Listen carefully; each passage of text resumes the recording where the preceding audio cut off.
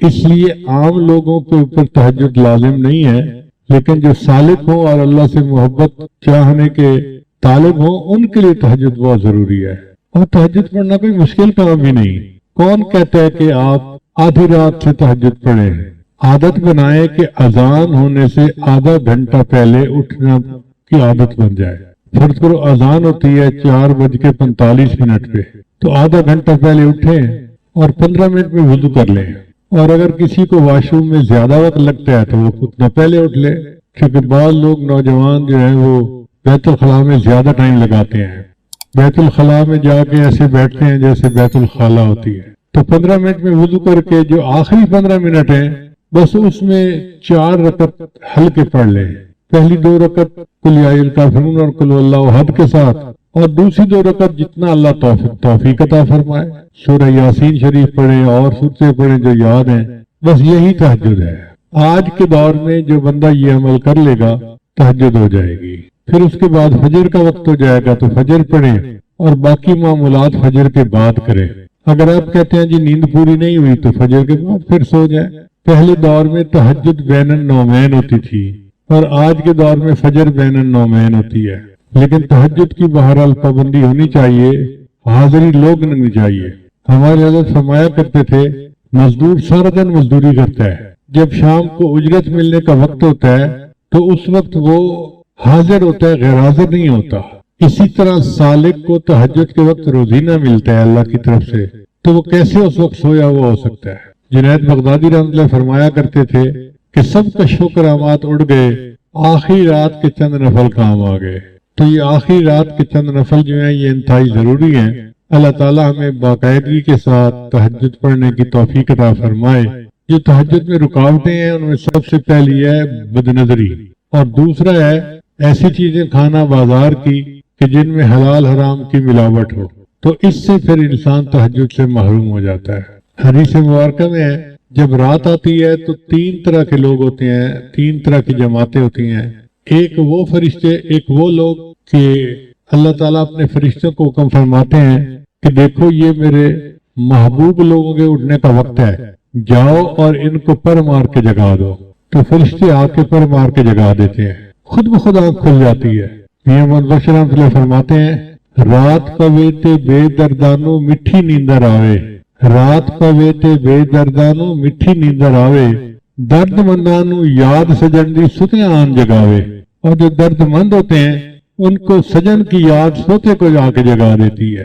تو اللہ کرے کہ ہم بھی ان لوگوں میں شامل ہوں کہ جن کو محبوب کی یاد سوتے میں آ کے جگا دیتی ہے۔ اور دوسرے گروہ کے لوگ ہوتے ہیں یہ اللہ کے مقربین ہوتے ہیں۔ اللہ فرشتوں کو فرماتے ہیں دیکھو یہ میرے محبوب لوگ ہیں، دین کا کام کرنے والے، تھکے ہوئے ہیں، آرام کر رہے ہیں، جا کے ان کی کروٹ بدل دو۔ یہ چاہیں گے تو سو جائیں گے اور چاہیں گے تو یہ کھڑے ہو کے نماز پڑھیں گے۔ میں ان کے سونے پہ بھی راضی، میں ان کے جاگنے پہ بھی راضی۔ یہ ایسا ہی ہے کہ جیسے کوئی کاریگر آئے اور اس کا ہتھیار جو ہے وہ ٹھیک کرنے کی ضرورت پڑ جائے تو وہ اپنے مزدوری کے وقت میں اپنے ہتھیار کو ٹھیک کرتا ہے اور اس کی مزدوری کاٹی نہیں جاتی کہ اتنا وقت آپ نے کام نہیں کیا، وہی وہ چیز اس میں شامل ہوتی ہے۔ اسی طرح جو لوگ دین کا کام کرنے والے ہیں تو وہ بھی ایسے ہی کریں کہ دین کا کام کریں اور اللہ تعالیٰ ان کے جاگنے پہ بھی راضی، ان کے سونے پہ بھی راضی۔ پھر تیسرا گروہ ہوتا ہے اللہ تعالیٰ اپنے فرشتوں کو حکم فرماتے ہیں کہ جاؤ یہ وہ میرے بندے ہیں جن کو میں پسند ہی نہیں کرتا، تم جا کے پہرا دو کہیں یہ نہ اٹھ جائے، میں ان کی شکل ہی دیکھنا پسند نہیں کرتا۔ تو اس لیے اگر تہجد قضا ہوتی ہے تو آپ دل میں یہ سوچیں کہ اللہ تعالیٰ میری شکل دیکھنا ہی پسند نہیں کرتے، اور کوشش کریں کہ باقاعدگی کے ساتھ اہتمام کے ساتھ تہجد پڑھیں۔ وہ چند لمحے تو 24 گھنٹے کا نچوڑ ہوتا ہے۔ اللہ تعالیٰ ہمیں ان معمولات کی پابندی کرنے کی توفیق عطا فرمائے اور ہماری تمام غلطیوں کو تاہیوں کو اپنے فضل سے معاف فرما دے۔ ذوالنون مصری رحمۃ اللہ علیہ فرماتے ہیں الشوق کہ محبت اور شوق جب اللہ تعالیٰ کا دل میں بہت بڑھ جاتا ہے تو پھر اذا بلغ العبد استبطأ الموت شوقا الى ربه وحبا للقائه والنظر الیہ، تو بندے کو موت بے تاب کر دیتی ہے، دل چاہتا ہے کہ موت جلدی آ جائے تاکہ مجھے اللہ سے ملاقات نصیب ہو جائے اور اللہ تعالیٰ کا دیدار نصیب ہو جائے۔ سبحان اللہ۔ معلوم ہوا کہ اللہ رب العزت کی محبت انسان کے لیے زندگی کا سب سے بڑا سرمایہ ہے۔ فضیل بن عیاض رحمۃ اللہ علیہ فرماتے تھے کہ اگر کوئی بندہ یہ کہے اذا قیل لک تحب اللہ، اگر کوئی بندہ تم سے یہ پوچھے کہ تم اللہ سے محبت کرتے ہو، فاسکت، فرماتے ہیں کہ جواب میں چپ رہنا، بات مت کرنا۔ عجیب نکتے کی بات کھولی، فرمایا کہ جب کوئی تم سے پوچھے کہ تم اللہ سے محبت کرتے ہو، فاسکت، خاموش رہنا۔ فإن قلت لا کفرت، اگر تم نے کہا نہیں تو پھر کافر ہو جاؤ گے۔ وإن قلت نعم، اور اگر تم نے کہا ہاں، فلیس وصفک وصف المحبین، تو محبین کا وصف تو تمہارے اندر موجود نہیں، لہذا جھوٹ بولنے سے پرہیز کر لینا۔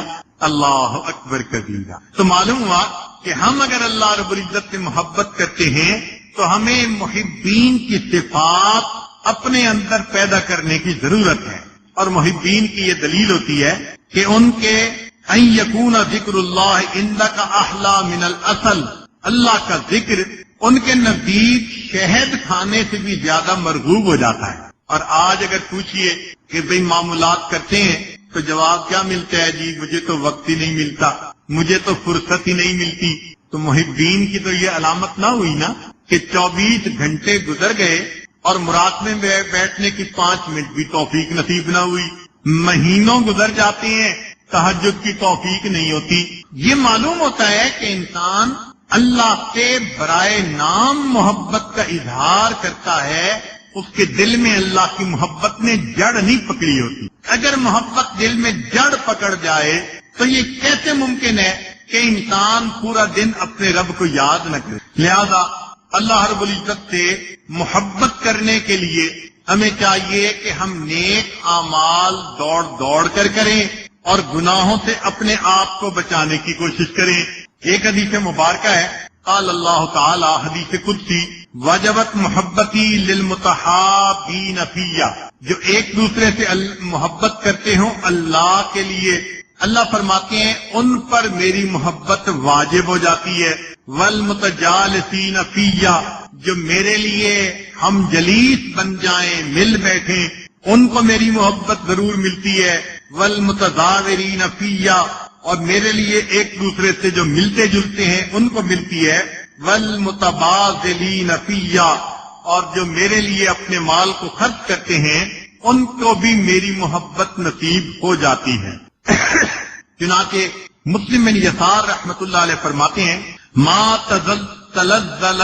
تلذذ المتلذذون بمثل الخلوۃ بملاۃ اللہ والانس بمحبتہ، جن لوگوں کو اللہ کے ساتھ محبت ہوتی ہے ان کو پھر اللہ کے ساتھ خلوت میں کیا مزہ ملتا ہے، ایسا مزہ دنیا میں کسی دوسرے بندے کو نصیب ہو نہیں سکتا۔ اور واقعی بات صحیح ہے، مصلی پہ بیٹھنا کوئی آسان کام تھوڑا ہے۔ ایک رات ذرا بیٹھ کے تو دیکھیں، سمجھ لگ جائے گی۔ چند منٹ کے بعد زمین بندے کو اچھالتی ہے، مصلی سے اٹھتا ہے بندہ، بھاگتا ہے۔ مصلی پہ بیٹھنا آسان کام نہیں ہے۔ جو لوگ عشاء کے وضو سے فجر کی نمازیں پڑھا کرتے تھے، یہ وہ لوگ تھے جن کے دل اللہ کی محبت سے لبریز ہوا کرتے۔ وہ مصلی پہ آ کے ایسے پرسکون ہوتے تھے جیسے مچھلی کسی پانی کے اندر جا کر پرسکون ہو جایا کرتی۔ پھر ایسے لوگوں کو تہجد کے وقت میں بستر اچھال دیتا تھا، وہ اللہ کے سامنے اٹھ کے کھڑے ہوتے تھے اور اللہ رب العزت سے اپنی محبت کا اظہار کرتے تھے۔ اسی لیے داؤد علیہ السلام کو اللہ تعالیٰ نے وحی نازل فرمائی، اے داؤد، جھوٹا ہے وہ شخص جو میری محبت کا دعویٰ کرے اور جب رات آئے تو سو جائے۔ جھوٹا ہے وہ شخص جو میری محبت کا دعویٰ کرے اور جب رات آئے تو سو جائے۔ کیا ہر عاشق اپنے معشوق کے ساتھ تنہائی نہیں چاہتا؟ اگر ان کو محبت تھی تو ان کو چاہیے تھا کہ رات کے آخری پہر میں اٹھتے اور میرے ساتھ اس وقت راز و نیاز کی باتیں کرتے۔ تو سالک کے دل میں یہ تمنا ہونی چاہیے کہ کوئی بھی رات تہجد کے بغیر نہ گزرے۔ ہاں، سنت مبارکہ ہے کہ عشاء کے بعد انسان جلدی سوئے۔ آج شیطان اس سنت سے ہمیں محروم کرتا ہے۔ عشاء کے بعد جلدی سونے والی سنت اس سے محروم کرتا ہے۔ حدیث پاک میں ہے کہ نبی علیہ السلام عشاء سے پہلے سونے کو ناپسند کرتے تھے اور عشاء کے بعد والحدیث بعدہا عشاء کے بعد باتیں کرنے کو ناپسند فرماتے تھے۔ ضرورت کی بات ہو تو ضرور کیجیے، وعظ و نصیحت کی مجلس ہے تو ضرور کیجیے۔ ایک ہوتا ہے گپ شپ۔ آج عشاء کے بعد لوگ اس طرح فریش ہوتے ہیں جیسے اللہ والے فجر کے بعد پورا دن گزارنے کے لیے فریش ہوا کرتے تھے۔ کچھ لوگوں کا تو دن ہی عشاء کے بعد شروع ہوتا ہے، اس کو فون ہو رہا ہے، اس کو فون ہو رہا ہے، اس سے باتیں ہو رہی ہیں، اچھا آج فلاں کارنر پہ کھانے کے لیے چلتے ہیں، آج فلاں پوائنٹ پہ کھانے کے لیے چلتے ہیں۔ جب رات کا ابتدائی حصہ اس طرح بسر کر دیا گیا تو پھر ایسے لوگوں کو یہ نہیں کہ تہجد کی توفیق ہوتی ہے، نہ وہ رات کے 1-2 بجے تک تو ان کاموں میں وقت گزارتے ہیں۔ جب آخری پہر شروع ہوتا ہے آپ غور کریں سب کے سب سوئے پڑے ہوتے ہیں، شیطان تھپکی دے کے سلا دیتا ہے، بس میں نے تم سے وقت ضائع کروانا تھا اب تم نے کر لیا، لہذا آرام سے سو جاؤ۔ ہم نے کئی مرتبہ تجربہ کیا اس کا، شادی کا دن ہے یا رات ہے، عورتیں کہتی ہیں، عام عورتیں، جی ہم تو آج ساری رات جاگیں گی، تو وہ جاگتی ہیں لہو و لعب میں، مگر کب تک؟ 1-2 بجے تک۔ 1-2 بجے کے بعد سب وہی پڑی ہوتی ہیں۔ کیا مطلب؟ کہ جب اللہ سے مانگنے کا وقت شروع ہوتا ہے اللہ رب العزت ایسے لوگوں کو فرشتوں کے ذریعے تھپکیاں دے کے سلا دیا کرتے ہیں۔ حدیث پاک میں ہے، رات ہوتی ہے، اللہ تعالیٰ فرشتوں کی ایک جماعت کو بلاتے ہیں، فرماتے ہیں کہ میرے فرشتوں فلاں فلاں مجھے ناپسند ہے، جاؤ اور ان کو تھپکی دے کے سلا دو، میں نہیں چاہتا کہ وہ اس وقت میں اٹھیں، میں ان کی شکل دیکھنا پسند نہیں کرتا، لہذا فرشتے تھپکی دے کے سلا دیتے ہیں۔ ساری رات جاگتے ہیں، آخری پہر میں گہری نیند آ جاتی ہے۔ پھر فرشتوں کی دوسری جماعت، اللہ تعالیٰ فرماتے ہیں فلاں فلاں میرے محبوب بندے ہیں، جاؤ اور ان کو پر مار کے جگا دو، وہ اٹھیں، مجھ سے راز و نیاز کی باتیں کریں، وہ مجھ سے مانگیں، میں ان کی جھولیوں کو بھر دوں۔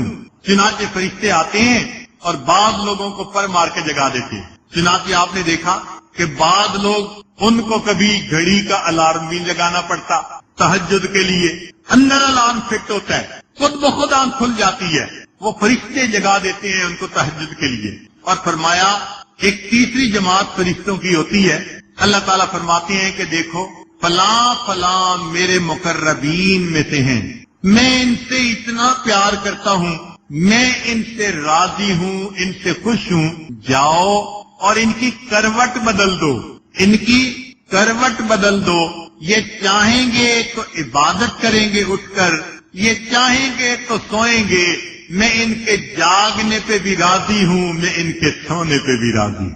اب ہم سوچیں کہ ہم تینوں میں سے کس کیٹیگری میں داخل ہیں؟ اگر مہینہ گزر گیا اور تہجد نہ پڑھ سکے چند دن بھی، تو اس کا مطلب کہ پہلی کیٹیگری جس کو فرشتے تھپکیاں دے کے سلا دیتے ہیں، تو یہ نہ کہا کریں میں تہجد نہیں پڑھتا، بلکہ یوں کہا کریں کہ اللہ اس وقت میرے چہرے کو دیکھنا پسند نہیں کرتے۔ حقیقت تو یہی ہے نا کہ اللہ تعالیٰ شکل دیکھنا ہی پسند نہیں کرتے، سلا دیتے ہیں، سوئے رہو، پڑے رہو۔ سالک کو چاہیے کہ ایک مہینے میں اگر 30 دن ہوتے ہیں تو 35 مرتبہ تہجد پڑھے۔ اب آپ حیران ہوں گے کہ جی دن تو 30 اور تہجد 35 مرتبہ۔ جی ہاں، جو تہجد پڑھنے والے ہیں وہ ایک دیہات میں 2-2 دفعہ بھی پڑھتے ہیں، پڑھ لی پھر سو گئے، پھر اٹھے ابھی تہجد کا وقت تھا پھر وضو کر کے تہجد پڑھ لی۔ تو مزہ تو تب آئے نا کہ دن 30 ہو تہجد 35 مرتبہ بندہ پڑھے۔ یہ جائے کہ ہم روزانہ بھی تہجد نہیں پڑھ پاتے۔ اس کا آسان طریقہ کہ رات کو جلدی سونے کی عادت ڈالیں، اس سنت کو زندہ کریں۔ ہم بہت سارے فضول کاموں میں لگے رہتے ہیں اور دیر سے سوتے ہیں، کوئی کام ضروری نہیں ہوتے، ان کاموں کو دن میں سمیٹیں۔ عشاء پڑھی اور اس کے بعد جلدی سو گئے، جب جلدی سوئیں گے تو آنکھ بھی جلدی کھلے گی، لہذا تہجد میں اٹھنا آسان ہوگا۔ اور آج کے دور میں ہم یہ بھی نہیں کہتے کہ تم ساری رات ہی جاگتے رہو۔ اللہ رب العزت نے ہمارے لیے آسانی کو پسند کیا، الدین یسرن، دین میں آسانی ہے۔ تو کیا کرنا چاہیے کہ فجر میں تو اٹھنا ہی ہوتا ہے، تو اذان سے آدھا گھنٹہ پہلے اٹھنے کی عادت ڈالیے۔ جب آدھا گھنٹہ پہلے اٹھ گئے تو پھر آپ 10 منٹ میں وضو کر لیں اور بقیہ 20 منٹ میں آپ 4 رکعت نفل پڑھ کے آخری 5 منٹ میں اللہ سے دعائیں مانگ لیں. اتنی ہی تہجد آج کے دور میں انسان کو ولی بنانے کے لیے کافی ہے. اس سے لمبے مجاہدے کرنے کی ضرورت نہیں ہے. اتنی ہی تہجد پڑھ لیجئے، بس نام تہجد والوں کی لسٹ میں شامل ہو جائے. ہاں، جس کو زیادہ وقت لگتا ہو وضو کرنے میں تو وہ آدھے گھنٹے کی بجائے پونا گھنٹہ پہلے اٹھ جائے. اکثر مردوں کی عادت ہوتی ہے وہ بیت الخلا اس طرح جاتے ہیں جیسے بیت الخالہ ہوتا ہے، بیٹھ ہی جاتے ہیں. اگر ایسی صورت ہے تو پھر اور 15 منٹ پہلے، اور اگر نارمل ٹائم ہے تو 10 منٹ کافی ہے وضو کرنے کے لیے اور 20 منٹ کافی ہے تہجد اور دعا کے لیے. بس تہجد والوں میں نام شامل ہو جائے گا. اور اس تہجد کے پڑھنے پہ انسان کو اللہ کا وصل ملتا ہے. اب ذرا سوچئے، اگر کسی بندے نے ایک بینک کے اندر اپنا اکاؤنٹ کھولا اور 1000 روپیہ اس نے جمع کروایا، بینک ہولڈر کی فہرست جب بھی بنے گی تو جہاں بلین اور ملین والوں کی فہرست میں نام آئیں گے، 1000 روپے جمع کروانے والے کا نام بھی لکھا جائے گا. اکاؤنٹ ہولڈر تو ہے نا. تو بس یہی سمجھ لیجئے کہ ہم نے آخری آدھے گھنٹے میں اٹھ کر اگر 4 رکعت نفل پڑھ لیے تو قیامت کے دن جہاں عشاء کے وضو سے فجر کی نماز پڑھنے والوں کا نام آئے گا، اسی فہرست میں ہم فقیروں کا نام بھی شامل کر لیا جائے. بھئی اکاؤنٹ میں 4 رکعتیں تو لکھی ہوئی ہوں گی نا. اور اس کا ایک اور آسان طریقہ کہ بسا اوقات عورتوں کے لیے اٹھ کے تہجد پڑھنی مشکل ہوتی ہے، تو آسان طریقہ کہ عشاء کی نماز کے بعد ہی 4 رکعت کی نیت کر لیں اور پھر سوئیں اور دعا مانگیں، اللہ آخری پہر میں اٹھا دیجئے گا. آنکھ کھل گئی تو اس وقت تہجد پڑھیں، نہ کھلی تو فقہا نے لکھا ہے کہ وتر کے بعد جو نفل پڑے گا اللہ تہجد والوں میں نام شامل فرمائیں گے. بلکہ فقہا نے تو اور بھی بات آسان کر دی. فرماتے ہیں جو تہجد باقاعدہ پڑھنے والا بندہ ہو، اگر وہ بندہ کسی وجہ سے کسی رات تہجد قضا کر بیٹھے تو اگر اس نے اس دن اشراق کے نوافل پڑھ لیے تو اشراق کے نوافل پڑھنے پر اس کا نام اس رات کے تہجد پڑھنے والوں میں شامل کر لیا جائے گا. تو اب تو ہمیں چاہیے کہ زندگی کی کوئی رات تہجد کے بغیر نہ گزرے. کوشش تو تینوں پہ کریں. اسی لیے فقہا کی ذہانت دیکھیے، فقاہت دیکھیے کہ انہوں نے وتر سے پہلے بھی 2 رکعت نفل رکھے اور وتر کے بعد بھی 2 رکعت نفل رکھے. اتنا بھی پڑھنے والا عبادت کرنے والوں میں تو شامل ہو جائے گا. آج شیطان بدبخت نے عبادت کا ذوق ہی چھین لیا، نہ وتر سے پہلے نفل نہ وتر کے بعد نفل، تو ادھر سے ہی محروم. اس لیے ہر ممکن یہ کوشش ہو کہ تہجد پڑھنے والوں میں ہمارا نام شامل کر لیا جائے. کوئی بھی اللہ کا ولی ایسا نہیں ہوا جو تہجد کا عادی نہ ہو. یہ نعمت ملتی ہی تہجد کے وقت میں ہے. اس وقت کا اٹھنا انسان کے لیے ضروری ہے. آپ سوچیں، جس بندے کو رات ڈیوٹی دینی پڑتی ہے اس کو 3000 روپے تنخواہ ملتی ہے. 3000 کا کیا مطلب؟ ہر رات کا 100 روپیہ. 100 روپے کے پیچھے یہ خدا کا بندہ عشاء لے کے فجر تک جاگتا ہے، اور ہم اللہ کے لیے اگر اذان سے آدھا گھنٹہ بھی پہلے نہیں جاگتے، ہم نے تو تہجد کی قیمت اللہ کے سامنے چند روپے کے برابر بھی نہ لگا. چند روپے پانے والا تو ساری رات جاگے. ہمارے دل میں تہجد کا اتنی بھی قدر نہ ہوئی. اس لیے کوشش یہ ہونی چاہیے کہ اللہ رب العزت کے سامنے تہجد میں روزانہ ہم بیٹھیں، کھڑے ہوں اور اللہ کے سامنے دامن پھیلائیں، اللہ سے دعائیں مانگیں. کچھ ایسے بھی اوقات ہوتے ہیں جب اللہ کی رحمت متوجہ ہوتی ہے. جب کسی کی نیت ہونا کام کرنے کی، اس وقت کام کروانا. فضیل بن عیاض رحمۃ اللہ علیہ فرماتے تھے کہ اگر کوئی بندہ یہ کہے اذا قیل لک تحب اللہ، اگر کوئی بندہ تم سے یہ پوچھے کہ تم اللہ سے محبت کرتے ہو، فاسکت، فرماتے ہیں کہ جواب میں چپ رہنا، بات مت کرنا. عجیب نکتے کی بات کھولی.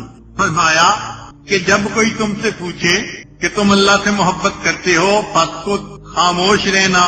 فَإِن قُلْتَ لَا كَفَرْتَ، اگر تم نے کہا نہیں تو پھر کافر ہو جاؤ گے. وَإِن قُلْتَ نَعَمْ، اور اگر تم نے کہا ہاں، فَلَيْسَ وَصْفُكَ وَصْفُ الْمُحِبِّينَ، تو محبین کا وصف تو تمہارے اندر موجود نہیں، لہذا جھوٹ بولنے سے پرہیز کر لینا. اللہ اکبر کبیر. تو معلوم ہوا کہ ہم اگر اللہ رب العزت سے محبت کرتے ہیں تو ہمیں محبین کی صفات اپنے اندر پیدا کرنے کی ضرورت ہے.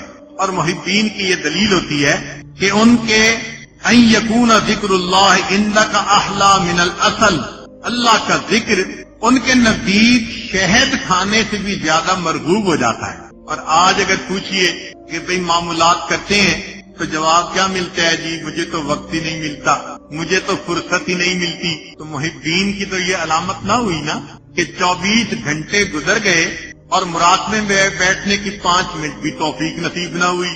مہینوں گزر جاتے ہیں، تہجد کی توفیق نہیں ہوتی. یہ معلوم ہوتا ہے کہ انسان اللہ سے برائے نام محبت کا اظہار کرتا ہے، اس کے دل میں اللہ کی محبت نے جڑ نہیں پکڑی ہوتی. اگر محبت دل میں جڑ پکڑ جائے تو یہ کیسے ممکن ہے کہ انسان پورا دن اپنے رب کو یاد نہ کرے؟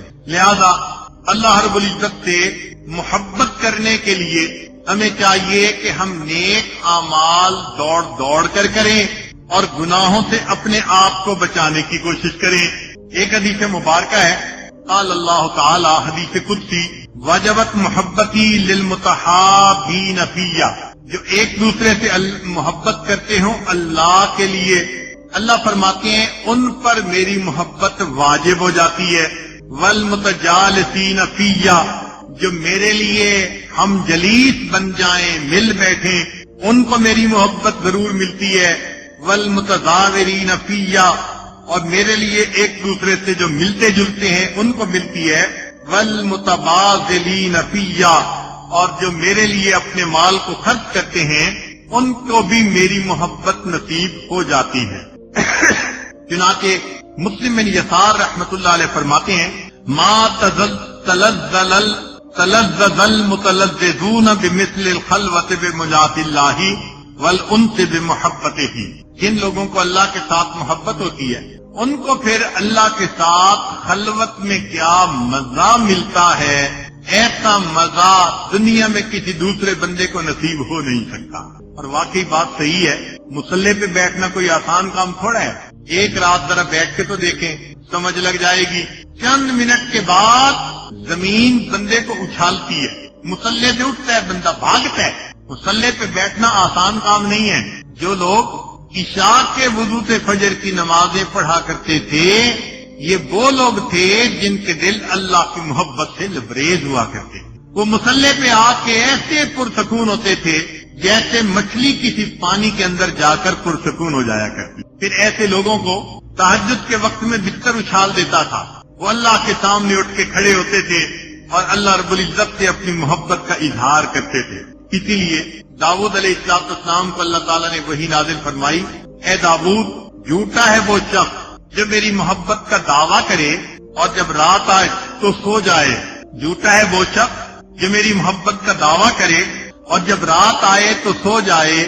کیا ہر عاشق اپنے معشوق کے ساتھ تنہائی نہیں چاہتا؟ اگر ان کو محبت تھی تو ان کو چاہیے تھا کہ رات کے آخری پہر میں اٹھتے اور میرے ساتھ اس وقت راز و نیاز کی باتیں کرتے. تو سالک کے دل میں یہ تمنا ہونی چاہیے کہ کوئی بھی رات تہجد کے بغیر نہ گزرے. ہاں، سنت مبارکہ ہے کہ عشاء کے بعد انسان جلدی سوئے.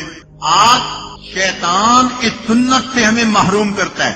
عشاء کے بعد جلدی سونے والی سنت اس سے محروم کرتا ہے. حدیث پاک میں ہے کہ نبی علیہ السلام عشاء سے پہلے سونے کو ناپسند کرتے تھے اور عشاء کے بعد والحدیث بعدہا، عشاء کے بعد باتیں کرنے کو ناپسند فرماتے تھے. ضرورت کی بات ہو تو ضرور کیجیے، وعظ و نصیحت کی مجلس ہے تو ضرور کیجیے. ایک ہوتا ہے گپ شپ.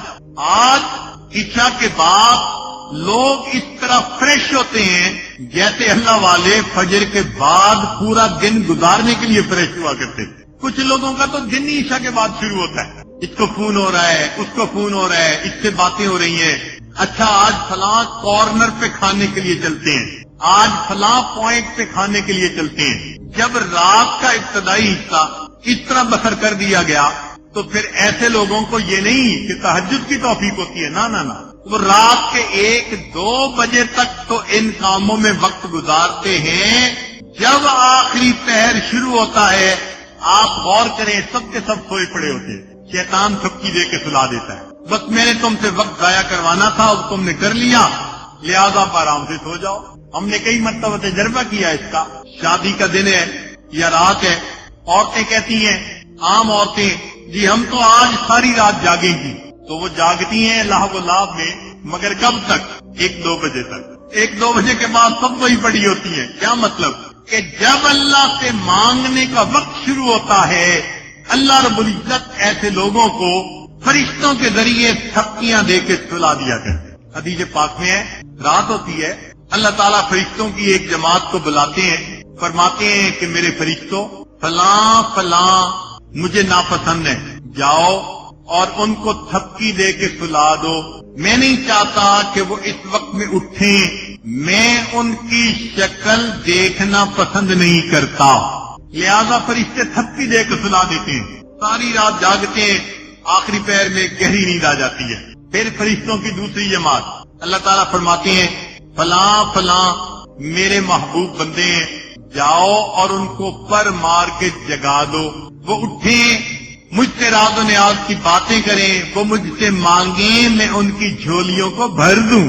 چنانچہ فرشتے آتے ہیں اور بعض لوگوں کو پر مار کے جگا دیتے ہیں۔ چنانچہ آپ نے دیکھا کہ بعض لوگ ان کو کبھی گھڑی کا الارم بھی لگانا پڑتا تہجد کے لیے، اندر الارم فٹ ہوتا ہے، خود بخود آنکھ کھل جاتی ہے، وہ فرشتے جگا دیتے ہیں ان کو تہجد کے لیے۔ اور فرمایا ایک تیسری جماعت فرشتوں کی ہوتی ہے، اللہ تعالیٰ فرماتے ہیں کہ دیکھو فلاں فلاں میرے مقربین میں سے ہیں، میں ان سے اتنا پیار کرتا ہوں، میں ان سے راضی ہوں، ان سے خوش ہوں، جاؤ اور ان کی کروٹ بدل دو، ان کی کروٹ بدل دو، یہ چاہیں گے تو عبادت کریں گے اٹھ کر، یہ چاہیں گے تو سوئیں گے، میں ان کے جاگنے پہ بھی راضی ہوں، میں ان کے سونے پہ بھی راضی ہوں۔ اب ہم سوچیں کہ ہم تینوں میں سے کس کیٹیگری میں داخل ہیں؟ اگر مہینہ گزر گیا اور تہجد نہ پڑھ سکے چند دن بھی، تو اس کا مطلب کہ پہلی کیٹیگری جس کو فرشتے تھپکیاں دے کے سلا دیتے ہیں، تو یہ نہ کہا کریں میں تہجد نہیں پڑھتا، بلکہ یوں کہا کریں کہ اللہ اس وقت میرے چہرے کو دیکھنا پسند نہیں کرتے۔ حقیقت تو یہی ہے نا کہ اللہ تعالیٰ شکل دیکھنا ہی پسند نہیں کرتے، سلا دیتے ہیں، سوئے رہو، پڑے رہو۔ سالک کو چاہیے کہ ایک مہینے میں اگر 30 دن ہوتے ہیں تو 35 مرتبہ تہجد پڑھے۔ اب آپ حیران ہوں گے کہ جی دن تو 30 اور تہجد 35 مرتبہ۔ جی ہاں، جو تہجد پڑھنے والے ہیں وہ ایک رات میں 2 دفعہ بھی پڑھتے ہیں، پڑھ لی پھر سو گئے، پھر اٹھے، ابھی تہجد کا وقت تھا، پھر وضو کر کے تہجد پڑھ لی۔ تو مزہ تو تب آئے نا کہ دن 30 ہو، تہجد 35 مرتبہ بندہ پڑھے۔ یہ جائے کہ ہم روزانہ بھی تہجد نہیں پڑھ پاتے۔ اس کا آسان طریقہ کہ رات کو جلدی سونے کی عادت ڈالیں، اس سنت کو زندہ کریں۔ ہم بہت سارے فضول کاموں میں لگے رہتے ہیں اور دیر سے سوتے ہیں، کوئی کام ضروری نہیں ہوتے، ان کاموں کو دن میں سمیٹیں۔ عشاء پڑھی اور اس کے بعد جلدی سو گئے، جب جلدی سوئیں گے تو آنکھ بھی جلدی کھلے گی، لہذا تہجد میں اٹھنا آسان ہوگا۔ اور آج کے دور میں ہم یہ بھی نہیں کہتے کہ تم ساری رات ہی جاگتے رہو۔ اللہ رب العزت نے ہمارے لیے آسانی کو پسند کیا، الدین یسر، دین میں آسانی ہے۔ تو کیا کرنا چاہیے کہ فجر میں تو اٹھنا ہی ہوتا ہے، تو اذان سے آدھا گھنٹہ پہلے اٹھنے کی عادت ڈالیے۔ جب آدھا گھنٹہ پہلے اٹھ گئے تو پھر آپ 10 منٹ میں وضو کر لیں اور بقیہ 20 منٹ میں آپ 4 رکعت نفل پڑھ کے آخری 5 منٹ میں اللہ سے دعائیں مانگ لیں۔ اتنی ہی تہجد آج کے دور میں انسان کو بھلی بنانے کے لیے کافی ہے، اس سے لمبے مجاہدے کرنے کی ضرورت نہیں ہے، اتنی ہی تہجد پڑھ لیجئے، بس نام تہجد والوں کی لسٹ میں شامل ہو جائے۔ ہاں، جس کو زیادہ وقت لگتا ہو وضو کرنے میں تو وہ آدھے گھنٹے کی بجائے پونا گھنٹہ پہلے اٹھ جائے. اکثر مردوں کی عادت ہوتی ہے وہ بیت الخلا اس طرح جاتے ہیں جیسے بیت الخالہ ہوتا ہے, بیٹھ ہی جاتے ہیں. اگر ایسی صورت ہے تو پھر اور 15 منٹ پہلے, اور اگر نارمل ٹائم ہے تو 10 منٹ کافی ہے وضو کرنے کے لیے, اور 20 منٹ کافی ہیں تہجد اور دعا کے لیے.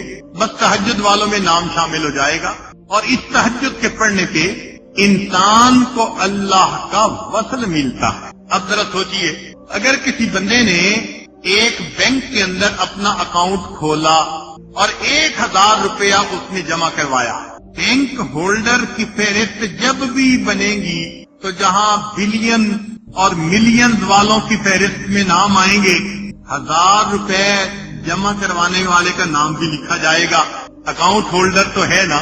تو بس یہی سمجھ لیجئے کہ ہم نے آخری آدھے گھنٹے میں اٹھ کر اگر 4 رکعت نفل پڑھ لیے تو قیامت کے دن جہاں عشاء کے وضو سے فجر کی نماز پڑھنے والوں کا نام آئے گا, اسی فہرست میں ہم فقیروں کا نام بھی شامل کر لیا جائے گا. بھئی اکاؤنٹ میں 4 رکعتیں تو لکھی ہوئی ہوں گی نا. اور اس کا ایک اور آسان طریقہ کہ بسا اوقات عورتوں کے لیے اٹھ کے تہجد پڑھنی مشکل ہوتی ہے, تو آسان طریقہ کہ عشاء کی نماز کے بعد ہی 4 رکعت کی نیت کر لیں اور پھر سوئیں اور دعا مانگیں, اللہ آخری پہر میں اٹھا دیجئے گا. آنکھ کھل گئی تو اس وقت تہجد پڑھیں, نہ کھلی تو فقہا نے لکھا ہے کہ وتر کے بعد جو نفل پڑے گا اللہ تہجد والوں میں نام شامل فرمائیں گے. بلکہ فقہا نے تو اور بھی بات آسان کر دی. فرماتے ہیں جو تہجد باقاعدہ پڑھنے والا بندہ ہو, اگر وہ بندہ کسی وجہ سے کسی رات تہجد قضا کر بیٹھے تو اگر اس نے اس دن اشراق کے نوافل پڑھ لیے تو اشراق کے نوافل پڑھنے پر اس کا نام اس رات کے تہجد پڑھنے والوں میں شامل کر لیا جائے گا. تو اب تو ہمیں چاہیے کہ زندگی کی کوئی رات تہجد کے بغیر نہ گزرے. کوشش تو تینوں پہ کریں. اسی لیے فقہا کی ذہانت دیکھیے, فقاہت دیکھیے کہ انہوں نے وتر سے پہلے بھی 2 رکعت نفل رکھے اور وتر کے بعد بھی 2 رکعت نفل رکھے. اتنا بھی پڑھنے والا عبادت کرنے والوں میں تو شامل ہو جائے گا. آج شیطان بدبخت نے عبادت کا ذوق ہی چھین لیا, نہ وتر سے پہلے نفل نہ وتر کے بعد نفل, تو ادھر سے ہی محروم. اس لیے ہر ممکن یہ کوشش ہو کہ تہجد پڑھنے والوں میں ہمارا نام شامل کر لیا جائے. کوئی بھی اللہ کا ولی ایسا نہیں ہوا جو تہجد کا عادی نہ ہو. یہ نعمت ملتی ہی تہجد کے وقت میں ہے. اس وقت کا اٹھنا انسان کے لیے ضروری ہے. آپ سوچیں, جس بندے کو رات ڈیوٹی دینی پڑتی ہے اس کو 3000 روپے تنخواہ ملتی ہے. 3000 کا کیا مطلب؟ ہر رات کا 100 روپیہ. 100 روپے کے پیچھے یہ خدا کا بندہ عشاء سے لے کے فجر تک جاگتا ہے, اور ہم اللہ کے لیے اگر اذان سے آدھا گھنٹہ بھی پہلے نہیں جاگتے, ہم نے تو تہجد کی قیمت اللہ کے سامنے چند روپے کے برابر بھی نہ لگا. چند روپے پانے والا تو ساری رات جاگے, ہمارے دل میں تہجد کا اتنی بھی قدر نہ ہوئی. اس لیے کوشش یہ ہونی چاہیے کہ اللہ رب العزت کے سامنے تہجد میں روزانہ ہم بیٹھیں, کھڑے ہوں اور اللہ کے سامنے دامن پھیلائیں, اللہ سے دعائیں مانگیں. کچھ ایسے بھی اوقات ہوتے ہیں جب اللہ کی رحمت متوجہ ہوتی ہے. جب کسی کی نیت ہو نا کام کرنے کی, اس کو کام کروانا آسان ہوتا ہے. یہ جو دفتر میں کلرک بادشاہ ہوتے ہیں نا, یہ بڑے ذہین ہوتے ہیں. یہ افسر کا موڈ دیکھ لیتے ہیں, آتے ہی دیکھتے ہیں کہ ذرا اکھڑا ہے, سمجھ جاتے ہیں ہو سکتا ہے بیوی سے انبن ہوئی ہو, تو آج تو ہر فائل نے نو ہی دکھنا ہے اس میں, لہذا جو کیس انہوں نے اپروو کروانے ہو وہ پیش ہی نہیں کرتے. اور جب دیکھتے ہیں کہ آج ذرا طبیعت کھلی ہوئی ہے, اچھے موڈ میں ہے, تو جو فائلیں چھپا کے رکھی ہوتی ہیں ان پہ بھی سائن کروا لیتے ہیں.